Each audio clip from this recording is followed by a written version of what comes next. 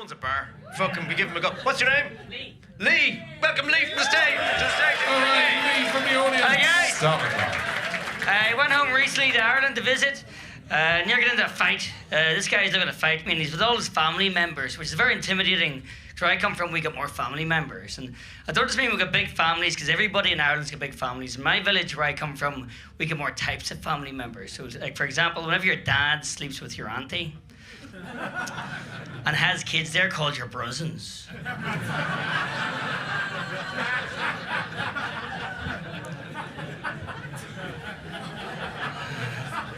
So he's there with all his brothers and all his brothers, and they're looking to fight me, right?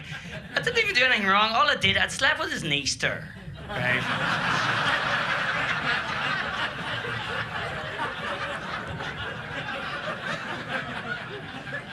And I hadn't called her, so she's there too. It's all gonna kick off. Lucky my brunkles showed up when they did, you know. One counts. But yeah, it's changed a lot though. It's changed a lot. It's different. I grew up in the 80s, and back then it was just Irish people in the village. There were two communities. There were Catholics and there were Protestants. We used to fall out now and again. I don't know if you heard. We used to write graffiti on the walls, write mean things about each other, and then like in the 90s, a lot of foreign people moved in, and they kind of brought the two communities together. So now that's all painted over, and now it just says "fuck off, foreigners." It actually says "fuck off, foragers," but we know what the guy means, you know. But I love living in London. London's great. I love it. There's so many women in London. I can date girls that are well out of my family circle, you know.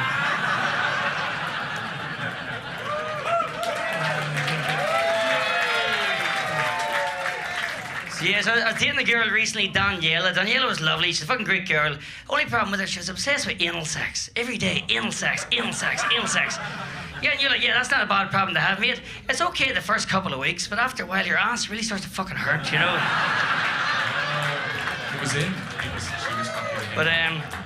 But yeah, so I lived in London for a while. I love living in London, but still, after all these years, nobody really understands what I'm saying, you know, which is fine.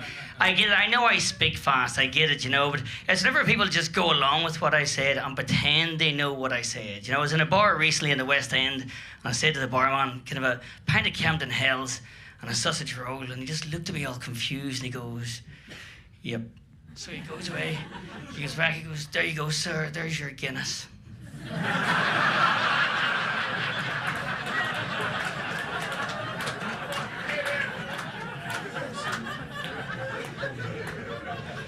He says, "I'll bring your potatoes over when they're ready."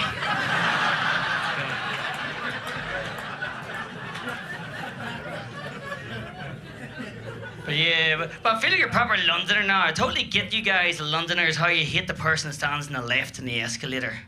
You know, I fucking hate that guy. You know, recently I stood behind someone on the left, and I'm looking behind their head going, "Fuck you, why you didn't stood on the left?" And I get really angry thoughts. I imagine like pulling their coat over their fucking head, fucking choking them, the way up the escalator, you know, get to the top and I choke them, you know. And because it's London, all the Londoners are nodding, going, "Yeah, that old lady deserved that." Yeah, so old, she's in her 90s, she knows the rules. You know, I kick her in Zimmer frame as well, you know. But the other thing they hate in London is queue jumping. You know, queue jump, fucking hate queue jumping, don't we? Yeah. You see, recently, whenever Holly and Phil tried to jump the queue, everybody kicked off their fucking Facebook groups. They should lose their jobs, you know. They were so serious of a crime, ITV didn't even back them up, you know.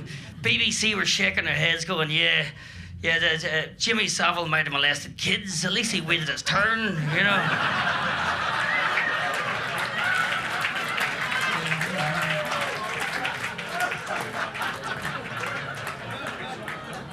But yeah, what else? But yeah, so I'm from a village called Market Hill in County Armagh. It's known for being one of the most bombed villages in Ireland. Thank you. It is back before Al-Qaeda gave terrorism a bad name, you know. You know, because they used to bomb us every year, but they'd phone us first and let us know so we'd open our windows and they wouldn't blow outwards, you know.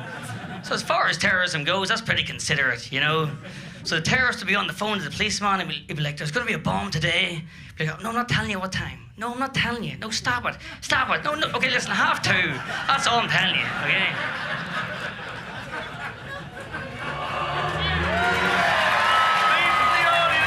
Leigh from the audience. Finalist number 2.